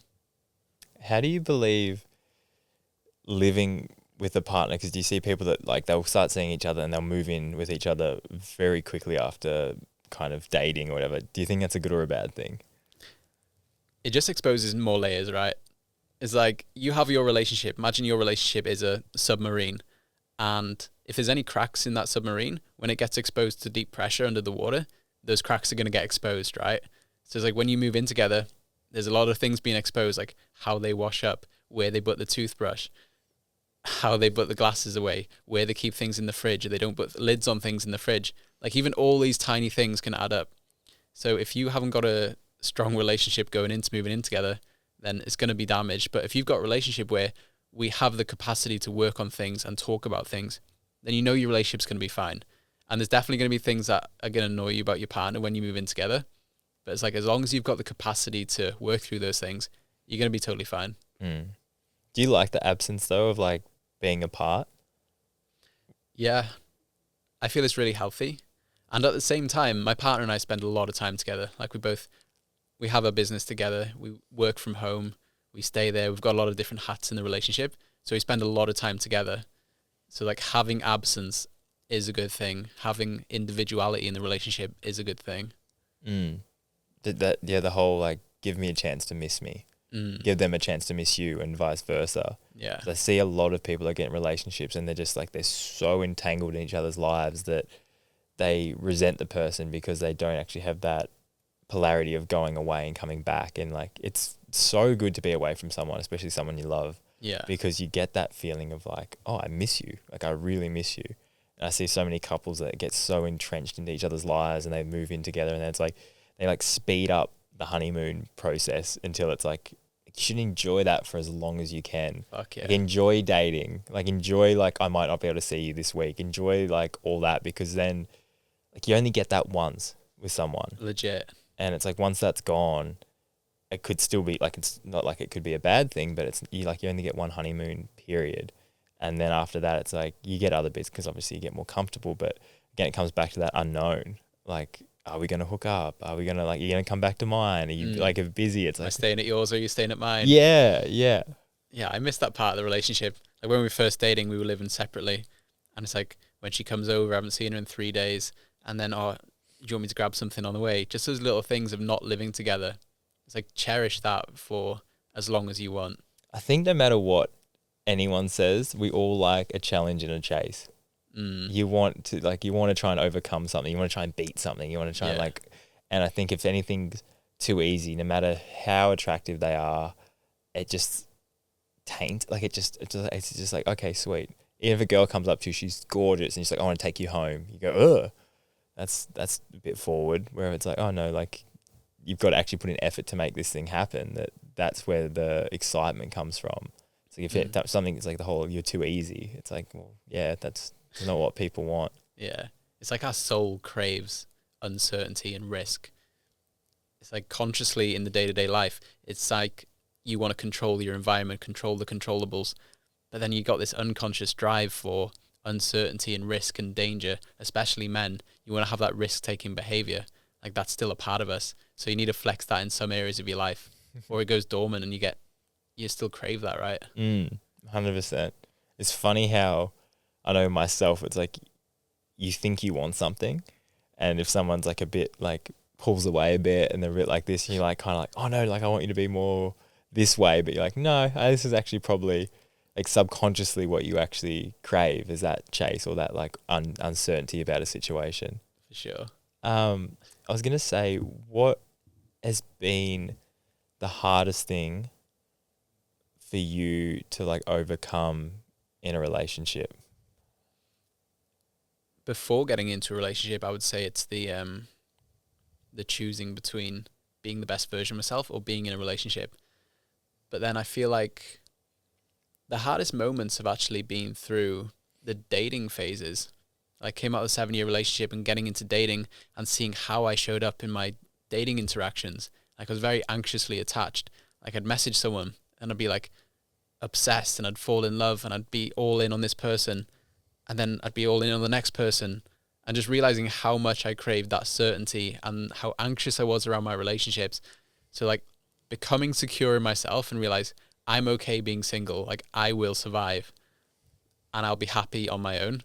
Then that gave me so much more security when I went into relationships. There wasn't this desperation energy. So I feel like that was the biggest thing to overcome, to actually be happy single, to spend some time single. Because I was jumping from relationship to relationship because I was not wanting to be single. But as soon as I became single and I became happy in myself, then relationships felt way easier because it wasn't insecure and anxious. Your self-worth. You understand what your self-worth is. Yeah. And that's when you come out of a toxic relationship, because I guess that person does bring up a lot of like your insecurities and your issues. You go, am I that good? Am I actually worthwhile? And then you kind of like lock in and you go, oh no, I'm fucking like, I've got a lot to bring to the table here. Yeah. And being okay with that. What's been the hardest thing since being in a relationship that you've had to deal with? Just going through life together. And it's beautiful going to a relationship and going through the hardships. Last year we had a miscarriage, and they say the two biggest days in your life, there's a quote from Carl Jung, it's like the two biggest days in your life is when you become a father and when you lose your father. And at the time, Mia told me she was pregnant and we were not planning this. And then a couple of weeks later, my dad phoned and said he had terminal cancer. So it was like, I had my identity was all over the place. Like, I'm going to become the leader of the lineage now. And then I've got a child on the way, like sort my shit out. And then going through so much hardship like that together and working through and supporting each other and seeing each other at our worst and crying together and holding each other. Like that's been the most beautiful experience. Just going through life together, going through the hardships, doing it together. Like that creates so much fulfillment and depth. And it's going through that experience has unlocked so much more depth in the relationship, all those hard moments. And going traveling together, that was another thing. We went back to Wales and introduced her to my family. So that was beautiful. Yeah, dude, it's just all of it. Like day-to-day life challenges and working through it together and forming that team dynamic. That's been the most beautiful part. Is your dad still around? Yeah, he is, yeah. How's that fight going? Yeah, it's going well. I was like, he's more happy now than I've ever seen him because he's got more of a perspective. Like every time he sees the grandkids, he's just like that little bit more happy. He's more grateful about life now. So it's definitely shifted a lot for him. Yeah, he's accepted it in a way. Yeah, absolutely. Just like realizing life doesn't last forever.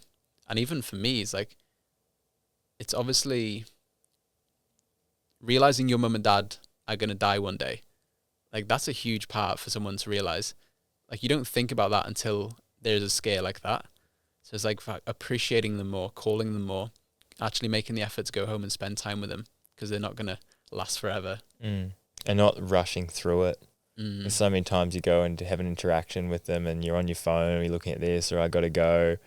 And it's like, imagine if you went and saw your grandparents and there was like a number on the wall and it just said like 25 times. And each time you went and saw them, it was like 24 times, 23 times.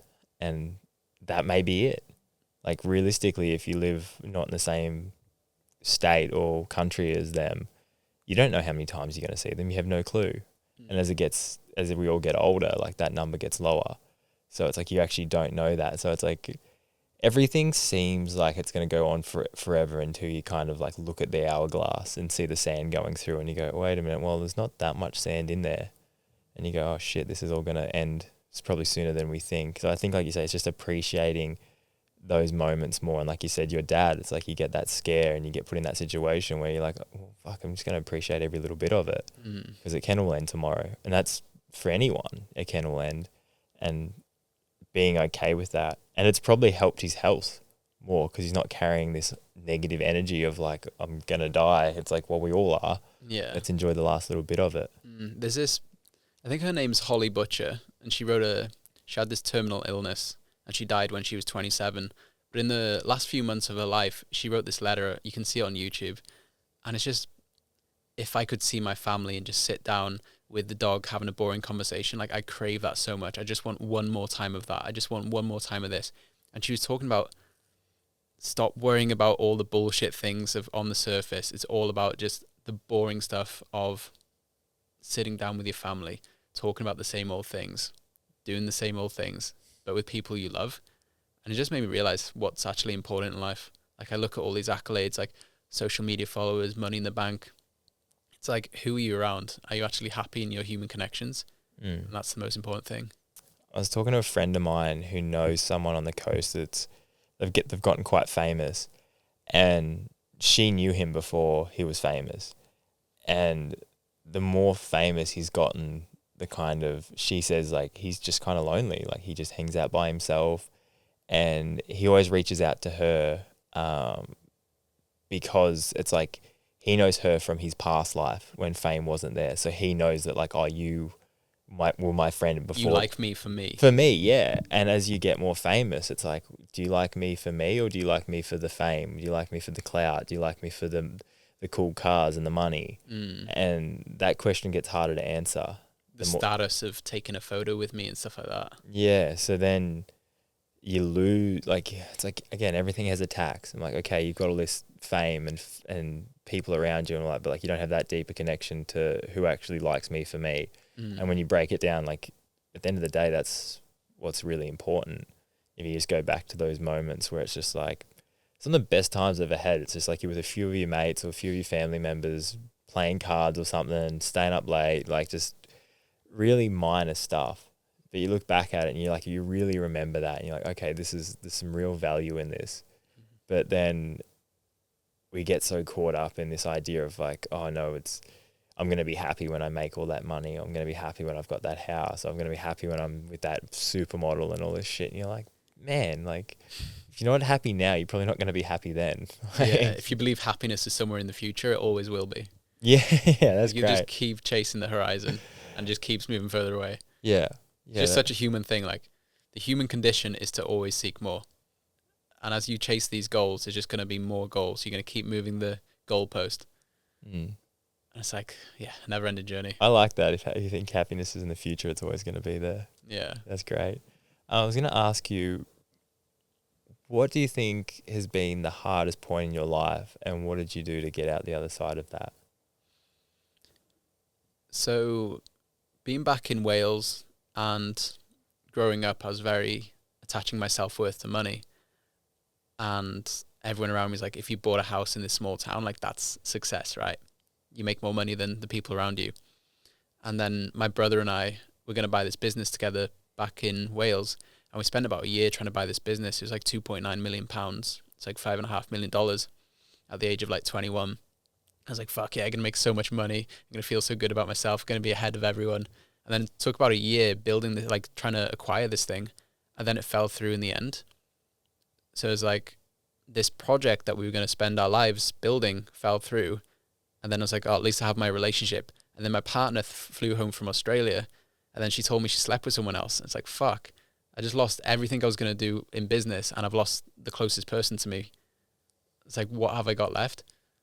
And then through that time, it's just taking it day by day, still going to the gym, like choosing to be happy. Like in those times, it can be really hard to even want to be happy. Do you know, like you have that craving to be sad? Like I just don't even want to be happy anymore. But it's like, can you continue to do the things that you know are good for you, even if you don't want to do them? And I feel like that's what got me out of it. Yeah, just you still showed up, even though you didn't want to. Yeah. Yeah, I think we crave sometimes that sadness. Yeah. To just go, yeah, I've got a pretty shit hand of cards right now. I'm just gonna mope around. And what you said there, it's like you don't even want to be happy. Like when I had that accident, I remember laying on the floor and I didn't want to get better. Like I didn't even want to put effort into trying to heal myself. I didn't want to go get massages. I didn't want to go get like rehab. I didn't want to get needling. I didn't want to CP. I just was just like, fuck everything. Why did you feel like you thought that? I just felt numb, man. I had no motivation. Just as like, I felt like a victim. I was like, why me? Literally, why me? Why now? Why me? And that was like, the injury failed, like a relationship was failing, and just like the retirement of like, I guess, my self image of who I was and what I did. And like, it's like you lose, even though I retired, that was my choice, but like lose your job, lose your health, lose your girl, all at the same time. Yeah. And you go, fuck. But then, like you say, like keep showing up because it all gets better. Do you feel like that was your rock bottom? It's been one of them, yeah, for sure. I've had two times where I've been laying on a floor feeling very similar to that. And it was weird to have that kind of creep back into my brain, like that really just low, like you know there is light at the end of the tunnel, but it seems very far away. And is it worth it? Yeah, yeah. But then, like you said, you just keep showing up. It's like those little wins every day that then compound, and just you look back and you go, oh man, like I've got a new job, I've got my health back, I've got a new girl. And it's like there's always like a silver lining no matter what situation you are in. But yeah, just sometimes in those moments when you just go, fuck, like one of those things at a time would be a hard thing to deal with, but just all three at once, you just go, oh man, this is like, where do I start even trying to like unpack and fix this?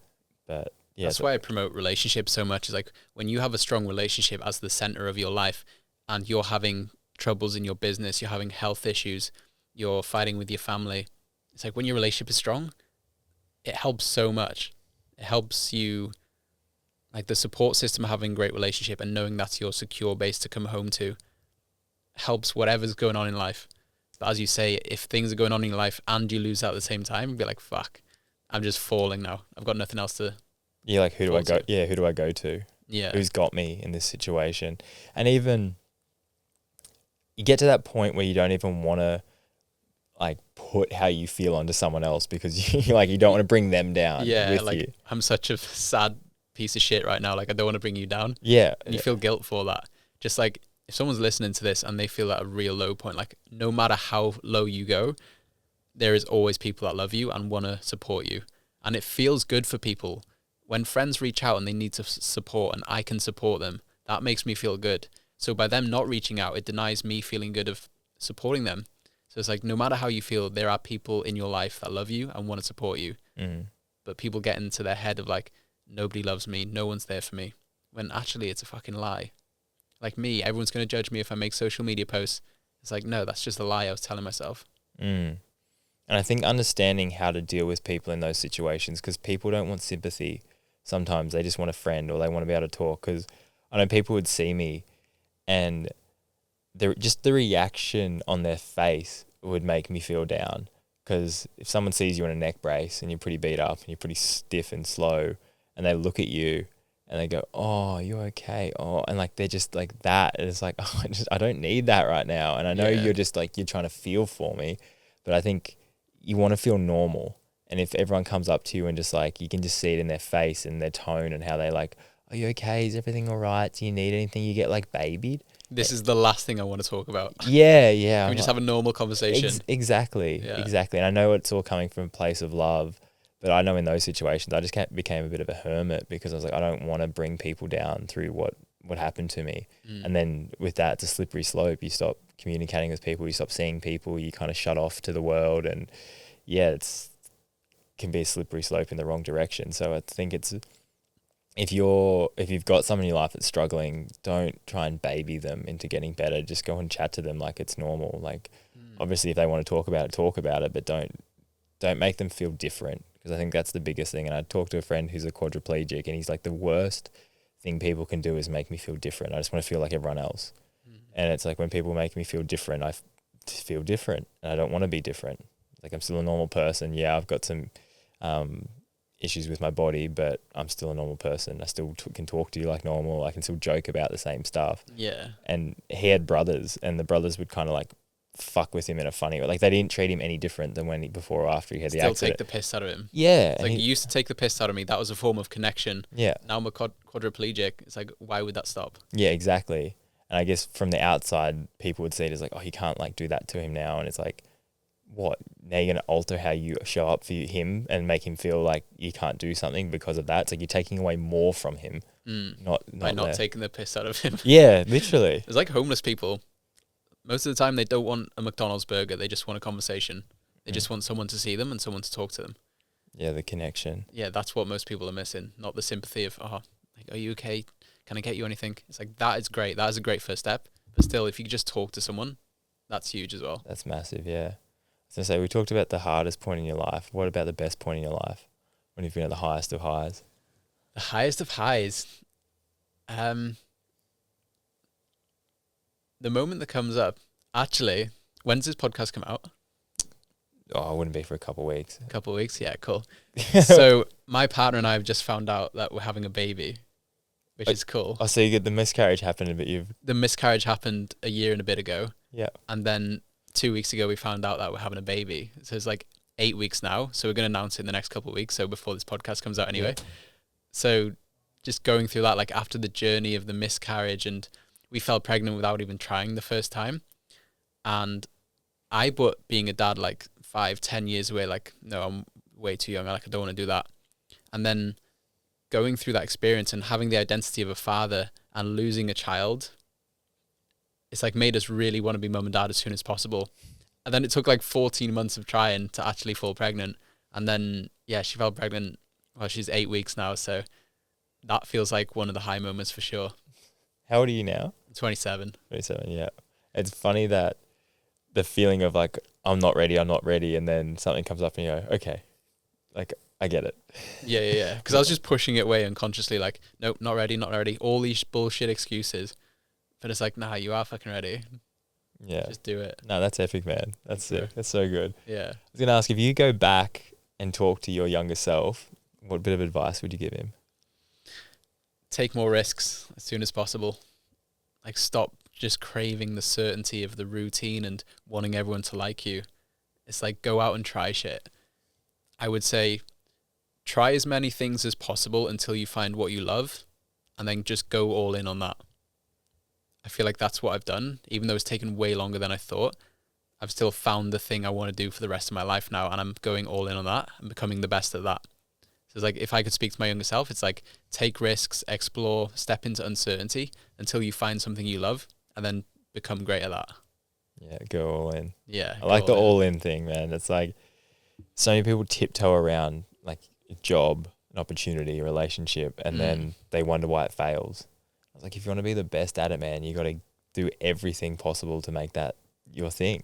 Or else it's like, of course it's going to fail. Like, there's people out there that are trying the same thing that is all they want to do, and they will succeed, and they will like run you over in the process. So it's like, you want to do something, man, you got to like, and you've got to find that thing that you're obsessed with as well. Yeah. Like, what would you do for no money?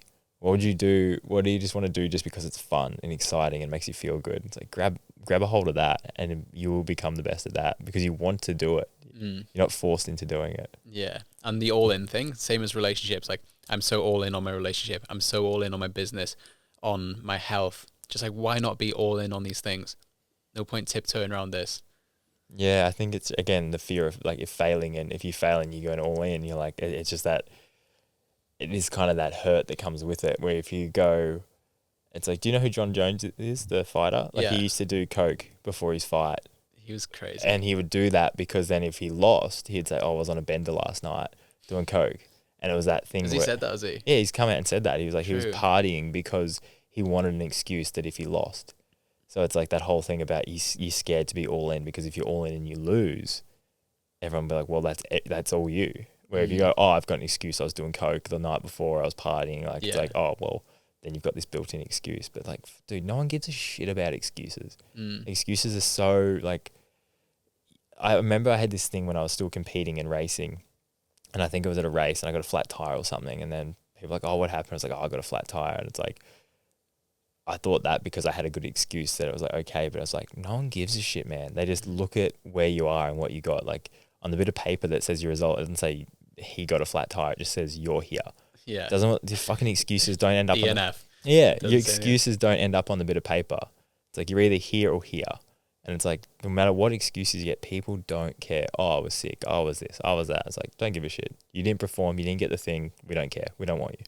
And once you accept that and go, it's harsh, but it's also, harsh is what the world is. You got to show up and got to do it for give it all, go all in, and understand if it doesn't work out, okay, that's on you as well, and that's okay. There's like this joy, there's like this pleasure that you can derive from being pitiful. It's like, I have so much self-pity, everyone feels sorry for me, I don't have to try. Yeah. It's like when you're in the lowest moments, it's like there's this fucked up pleasure you can receive from that of no one expects anything from me anyway, everyone should feel sorry for me. And then you can find yourself in that hole of the world's against me, the victim mentality. But until you fight back out of that, you'll never build anything great. You just stay in that cycle. You get good at it. You get real good you at get it, good right? at being a victim. Yeah, and so many people are. It's like, I can't do this because of my ex, because of the government, because of my family, because of my living situation, because of my bank account. It's so easy to be a victim, but you just can't give into it. Yeah, trying to break the mold of that. Yeah. And it's hard, man. It's hard, especially if you come from a family of people that have been victims and have constantly programmed you to be like, yeah, the world's out to get us. This isn't fair. Yeah. And you go, well, how do you break that? How do you break out of that and go, actually, no, there's plenty of other ways to do that? There's a story about identical twins, and their father was an abusive alcoholic. And then one of the twins grew up and he was an alcoholic as well, and he was abusive to his wife. And then the other twin grew up and he never touched alcohol. And they asked both of them, it's like, you're an alcoholic. Why are you an alcoholic? Oh, because my father was an alcoholic. And the other twin grew up, it's like, why do you never drink alcohol? Oh, because my father was an alcoholic. It's like, it's not about the situation you come from. It's like what you make that mean and how you decide to show up, because like, even because that happened, like, how do you decide to show up? It's like the hero and the villain analogy. They both come from pain. So you deal with the pain to go forward. Yeah, you can take it and use it any way you want. You can be bitter, or you can turn it into something beautiful. Yeah, you see people that hurt other people or heal other people. It's like, I was hurt, this person fucked me up in a relationship, I'm never going to do that again. Or you carry that with you and then keep hurting other people. It's like you can go either way. I was going to say, what are you scared of? I did this process. It's called the Dickens process. And it's this meditation visualization. And it walks you through and it takes you to the end of your life where you're being put down in the coffin into the ground and nobody's there and all the regrets are there. All the regrets are piled up on top of your thing. And it's like, that scared the shit out of me. Getting to the end of my life and I have all these excuses built up and nobody's at my funeral and I didn't do anything great with my life. That scared me so much. So now I'm just like, take the risk, do the thing, even if it's scary, just do it. Build something great of my life.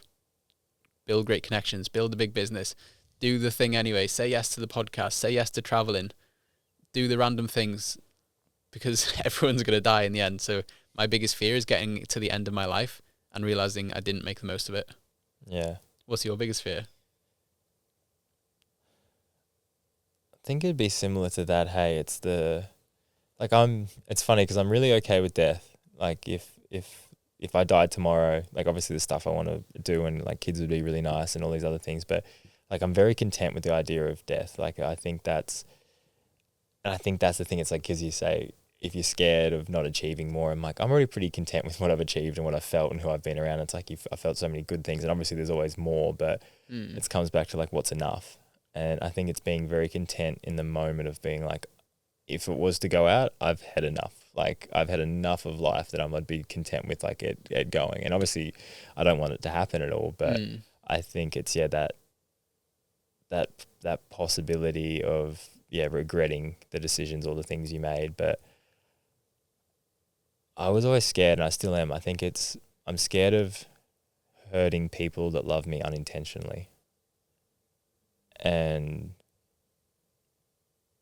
I remember saying this to an ex when we were seeing each other, and then it did end up happening.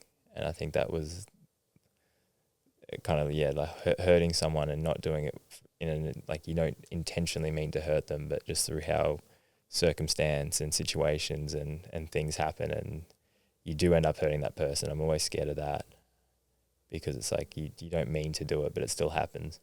So that's always scared me. And then you have that underlying thing. It's like, am I just a bad person? Yeah. You kind of look at yourself under a microscope a little bit more and go, fuck. And then you try and understand yourself more and your actions and why you do things. And it's like, why the fuck am I like this? Like, people say that. I've definitely said that to myself. Like, I just keep fucking up. These things keep happening. Why am I like this? And then you just move through that. You make better decisions. You move forward. And life just keeps happening. Like evolution just keeps going. Like the world's not going to stop to feel sorry for you. So you just got to put your big boy pants on and keep going. I'd love to hear, when you had your accident 6 months ago and it's like life threatening, and then coming out of that, what were the first things that came back as this is actually the most important thing in life? I remember laying on the ground. I've talked about this a bit, but I think one of the most important things is just enjoying realistically the really small things in life that you get to do. And I tell people, I remember laying there on the ground when I was completely paralyzed, like couldn't feel my fingers, my feet, literally it was just in my own head. Is this like on the track? This is on the track, yeah. So when I was laying on the ground, the lady came up to, she's like squeezed my fingers, lifted my arms, they just dropped into my body. And I was like, I knew how hard I hit the tree, and I knew how my neck felt. And I was like, I've broken my neck. I'm a quadriplegic. And you were conscious in this I was conscious the whole time. So laying there thinking that I'm a quadriplegic for the rest of my life, and being there, I remember I have 3 emotions.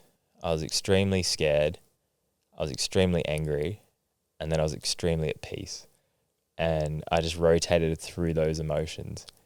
But I remember when I was at peace, man, it was just like, I remember just looking at the leaves in the trees and just feeling like the wind on my face and the sun, and just being so present in that moment, and just thinking about like just the feeling of the sun on my skin. And I was just like, so like, it was all hectic. There's people around me, there's medics, there's other people. And I just felt like I surrendered 100% to that moment, because I couldn't do anything. I couldn't move. It's like so many times in our lives, we try and control all these different outcomes to what's going to happen in our lives. And in that moment, I couldn't do anything. So I just surrendered to just being on the ground there and being content with just what'll be is what'll be, and it is what it is, and I can't do anything now. And I would rotate from that to then going back to being really scared, because obviously I couldn't do anything as well. But then I'd be really angry that it happened I had 4 days to go in my career. I've been racing for 17 years. I had 4 days left before I was going to retire. True. So I was just angry at myself for just being like, man, you're so close. You're so close. Worst accident I've ever had with 4 days left. But then I would go back to being at peace. And I guess it's like people meditate their entire lives to shut out of their body and go into their mind. And I guess I did that in that moment, because I was just I didn't have my body. It was gone for that amount of time. So I think it's just, being present in a moment is so powerful, and realizing that like nothing else mattered, man. Like nothing else mattered. Like, it's very rare that you have absolutely no other thoughts go through your mind. Like, you think in a day you're worried, like, oh, I've got to go on this podcast. Oh, I've got to text that girl back. Oh, I've got to go make dinner. Like, no matter what, good or bad thoughts, you've always got so many going through your head. And in that moment, laying on the ground, it was blank. When I went to those stages of being at peace, all I was thinking about was like the leaves or this feeling of my skin, and it was just like pure bliss. And I think it's like just trying to appreciate little moments like that. It can get taken away from you so easily, hey? Yeah. I didn't look that. Yeah, it can get taken away. And I guess the whole thing that that we don't know when it's all going to end. And I guess it's going out and doing the things you want to do properly and being all in those things you want to do, because like in those moments I was like, I'm never going to be able to experience things that I wish I could have experienced. So it's knowing that tomorrow everything could change for the better or the worse. So, and also the opportunities that you think will always be there might not. So it's like, if you have the opportunity to do something you really want to do it, because it might get taken away and it might be outside of your control. So I've always tried to live by that. The whole idea of like, if you want to do something, go do it. But I think in that moment laying there, it was definitely magnified to, okay, we need to go do what we say. And I guess when you came in here and you saw this place and you're like, oh, when'd you get it? And it was very short after the accident. Yeah. It was like, I said I wanted to do it. I got to do it. Kind of, I put it out there to the world. And like I said, I was probably, honestly, looking back, I did it a bit too soon. But I think it's like, if you say you're going to do something, do it. And I think do it imperfectly. Yeah. I had this thing where I was like paralyzed by perfection, where I think people get paralyzed by the idea of making something perfect. Yeah. And it's like, no, like perfect doesn't exist anyway. And your version of perfect is always going to change the better it gets.